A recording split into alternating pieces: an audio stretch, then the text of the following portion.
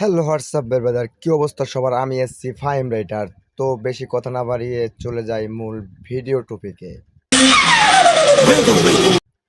তো অবশ্যই থাম্বনেল দেখে বুঝে গেছেন, এখন আমরা চলে যাইতেছি আমার শখের গাড়িটা কেনার জন্য। তো আমরা এখন বর্তমানে বাজে আছি আর আমাদের উদ্দেশ্য হলো বরিশাল। তো বাজে আমরা উঠছি 9টার দিকে। ফাইনালি আমরা শোরুমের সামনে চলে আসছি আর আমরা শোরুমে ঢুকতেছি, সাথে আমার বাবা আছে, কাকা আছে। শোরুমের ভিতর ঢোকার পরে দেখেন যে কি অনুভূতিটা আমার ভিতরে যে কি একটা ফিল কাজ করতেছে। ঠিক আছে, এই যে দেখতেছেন সুজুকি শোরুম, হাতে টাকা, একটা ছেলেদের ইমোশনাল। তো ফাইনালি গাড়ি দেখা শুরু হয়ে গেল, গাড়ির দিকে লুক দিতেছে আমার ক্যামেরাম্যান। তো ফাইনালি আমার তো ভাই কি বলবো, ঠিক আছে, আমি বইলা বুঝাইতে পারতেছি না যে আমার কিরকম লাগতেছে। তো বাবা আমার বসলো আর আমি এদিকে গাড়িগুলো দেখতেছি, ভাইয়ের সাথে কথা বলতেছি গাড়ির ব্যাপারে। তো গাড়ি যে আমি এখন গাড়িটা দেখাইতেছি আপনাদের, আমি কোন গাড়িটা নিব। এই যে ফাইনালি আমার এই গাড়িটা, এটা তো আপনার স্যাম্পল দেওয়া। তো এই গাড়িটা আমি ভালো করে দেখতেছি। আমার বাবা বলতেছে গাড়ি কি এইটা? আমি বললাম হ্যাঁ বাবা, গাড়ি এইটা। তো আসলে আমার অনেকগুলো কালার ছিল, আমার ব্ল্যাক কালারটা খুবই পছন্দ। আমি ওই ক্লাস দেখলাম। তো আমি চেসিস মেসিস ভালো করে দেখতেছি। আর হ্যাঁ, অবশ্যই একটা কথা মাথায় রাখবেন, আপনারা যারা নতুন গাড়ি কিনবেন অবশ্যই চেসিসগুলো চেক করে নেবেন, কারণ চেসিসে যদি বেশি ঝালাই থাকে সেই গাড়ি ভালো মজবুত হয় না। তো আমি ওইটাই দেখলাম যে আমার কোনটায় মানাইতেছে। তো এখন আমরা গোডাউন থেকে গাড়ি আনবো। অবশেষে আমরা গোডাউনে চলে আসলাম আর দেখতেছেন যে হিউজ পরিমাণ গাড়ি। তো আমার গাড়িটা গোডাউন থেকে বের করে নিয়ে আসলাম।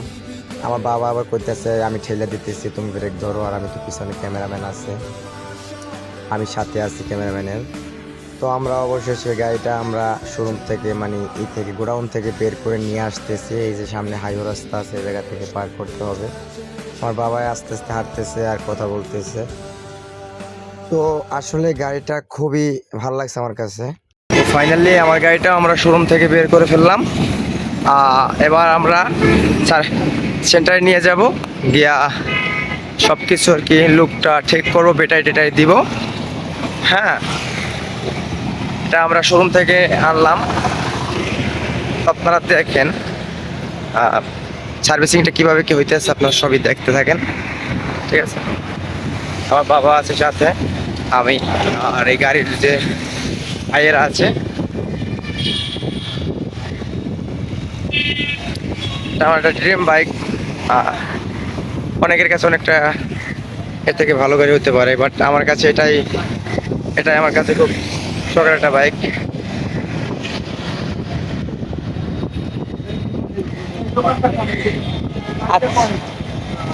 আচ্ছা, তো অবশেষে আমার গাড়িটা সেন্টারের ভিতর নিয়ে আসলাম, ওদিকে বেমালার জ্যাম। তো এর ভিতরে ভাই বলতেছে যে না, শোরুমের ভিতরে ঢুকাই, ওই জায়গায় আপনার গাড়িটা আমরা একাকিত্বভাবে সার্ভিসিং করতেছি। তো আমি বললাম ঠিক আছে, সমস্যা নাই, আপনি যখন ওখানে জ্যাম আছে তখন আপনি এদিকে ঠিক করেন। তো ভাই বললো হ্যাঁ ঠিক করতেছি। তো এখন গাড়িটা ওই সাইডে নিবে, নিয়ে কি করে তারা ভালো জানে। তো আপনারা দেখতে থাকুন।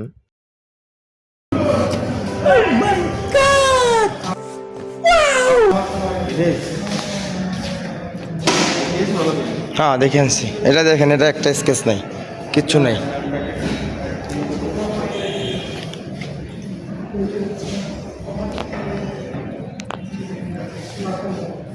আমার নতুন গাড়িটারে খুললে কি করে দেখেন। আমি বাইরে বললাম ভাই এগুলো খুলেন কেন? ভাই বলতেছে এগুলো না খুললে আপনার গাড়িটা আমরা কিভাবে চার্জ দেবো ব্যাটারিটা। আমি বললাম তার জন্য এরকম একবার নতুন গাড়িটা খুলে লাইবেন। ভাই বললে আরে ভাই আপনি টেনশন করেন না, আমরা সব কিছু ঠিক করে দিতেছি। কি কি খুলতেছে আল্লাহ মাহবুদ জানে, আমি জানি না। নাট টাট কোথা দিয়ে কত কিছু খুললে নিতেছে। আমি বলতেছি যে ভাই এগুলো কিন্তু আবার সব ভালো করে লাগাই দিবেন। তো সুন্দর করে আবার আমাকে লাগাই দিবে বলছে। এই যে ব্যাটারিটা বের করে নিল। তো এদিকে আবার অন্য গাড়ি দেখাইতেছি। আসলে তো অন্য গাড়ির বিষয় তো আলাদা, কারণ আমি যেটা নিব সেটা আলাদা কথা আর এটার কথা আলাদা। যাই হোক, আমরা এখন মূল ভিডিওর ভিতরে চলে যাই এগুলো না দেখিয়ে। তো এই যে আমার গাড়িটা, মনে করেন আমার ক্যামেরাম্যানে ভালো করে ধরতে পারে না, বিধায় আমি একটু এরকমের অ্যাঙ্গেলে রাখতে হয়। আপনারা কিছু মনে করেন না, ভিডিওটা বেশিটা ভালো করতে পারি নাই। আর আমার কথার ভিতরে যদি কোনো ভুল ত্রুটি হয় অবশ্যই আপনারা ক্ষমা দৃষ্টিতে দেখবেন, কারণ ভাই মানুষ বলতে ভুল আছে। তো আপনারা দেখেন এখন আমার গাড়িটা ব্যাটারি টেটারি লাগানো হয়ে গেছে, এখন হাওয়া দিবে, মানে হাওয়া দিয়ে ময়লাটা পরিষ্কার টরিষ্কার করে নেবে। আবার সেন্টারিং সার্ভিসে নিয়ে আসলাম। তো ভাই বললো আচ্ছা ঠিক আছে ভাই, আমি সবগুলো ঠিক করে দিতেছি, হাওয়াটাও দিয়ে ক্লিয়ার করে দিতেছি। আমি বললাম ঠিক আছে ভাই দেন। এই যে হাওয়া দিতেছি ভাই, আমি বললাম ঠিক আছে ভালো করে হাওয়াটাও দিয়ে পরিষ্কার করে দেন, কারণ আপনাদের কাছে আবার কবে না কবে আসি, ঠিক আছে। কথায় আছে না, ফ্রি মাল কিন্তু সবাই লাগাইতে চায়, আমি তো এটা তো ফ্রি, ঠিক আছে। হাওয়াটাও দিয়ে দেওয়া, এই জায়গায় তো আর আমাদের কোনো টাকা পয়সা দিতে হবে না। আর আপনারা সবাই একটা কথা মাথায় রাখবেন যে গাড়ি সবসময়ের জন্য ভালো মন্দ যাচাই করে কিনবেন। আমি কিন্তু 3টা গাড়ি যাচাই করে কিনছি। তো অবশেষে আমাদের হাওয়া দেওয়া শেষ, এখন আমরা টাকা দিব, টাকার পালা। বাবাই বললো নাও টাকা, নাও টাকা দাও। আসলে ভাই টাকার বাসটা নিয়ে আর টাকা দিতে মন চাইতেছে না, তারপরও দিতে হবে।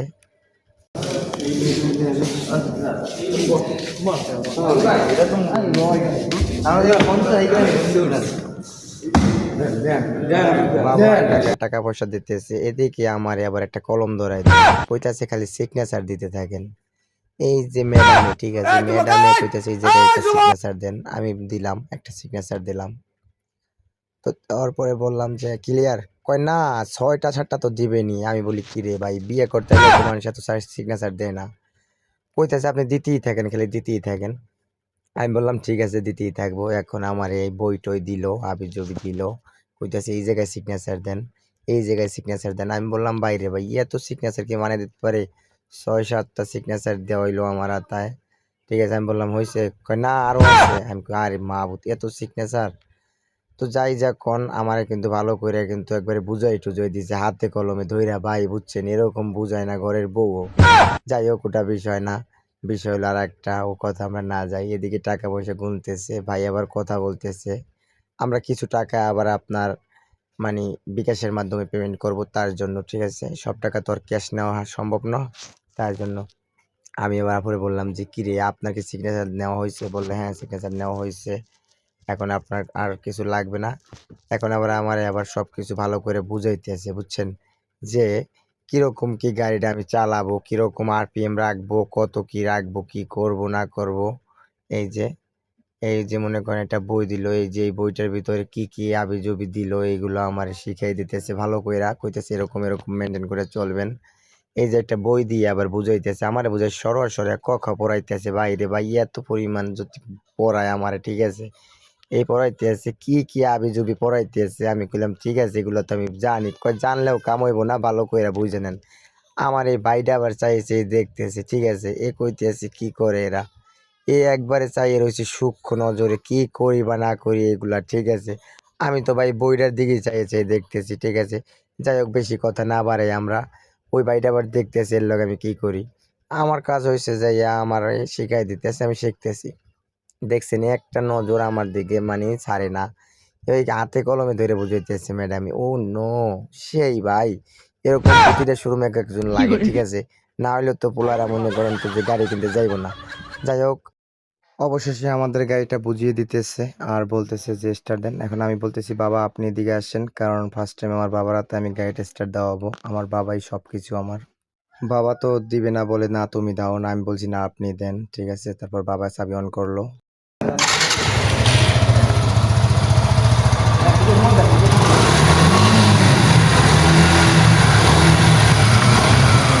যাই যখন আমার বাবা যখন গাড়িটা স্টার্ট দিচ্ছে আমার যে কি ভালো লাগছে ভাই, বুঝছেন। কারণ আমার বাবার আমি অনেকটা ভালোবাসি আর আমার বাবা আমাকে অনেক ভালোবাসে। তা এখন আমরা গাড়িটা নিয়ে চলে যাব এখান থেকে।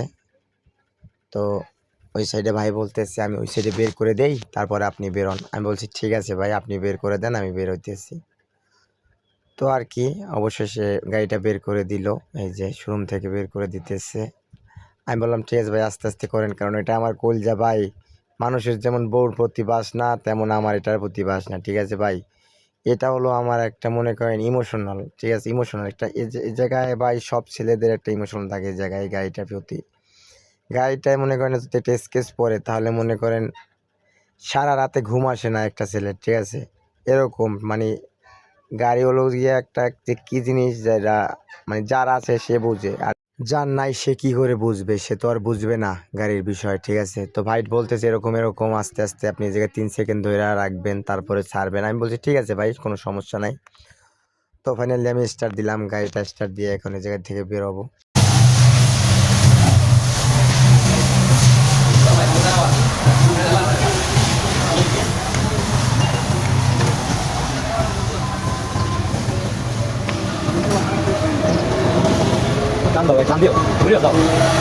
আসলে আমি টান দিতে পারলাম না, কারণ মিটারের দিক চাই দেখি আমার গাড়িতে তেল নাই। তারা তো 1 লিটার তেল দিয়েছে, সেটা তো সার্ভিসিং করতে করতেই শেষ হয়ে গেছে।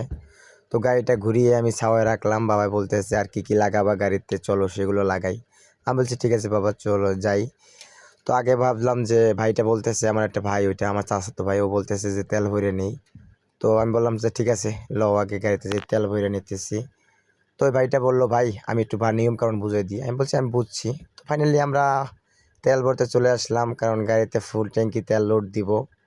আর গাড়িতে তেল লোড দেওয়া মানেই কি মাথা নষ্ট, কারণ গাড়ি হলো গিয়া ফুল আর আমি হয়েছি ফুল ওভারলোড, ঠিক আছে, ফুল টান হবে। তো আমার ভিডিওটা কেমন হলো অবশ্যই আপনারা কমেন্টে জানাবেন। আর ভিডিওটা ভালো করে দিতে পারি নাই, তার জন্য দুঃখিত। সবাই আমার জন্য দোয়া করবেন, আপনাদের জন্য আমি দোয়া করব, আমি যেন সুন্দর সুন্দর ভিডিও আপনাদের সামনে উপস্থাপন করতে পারি।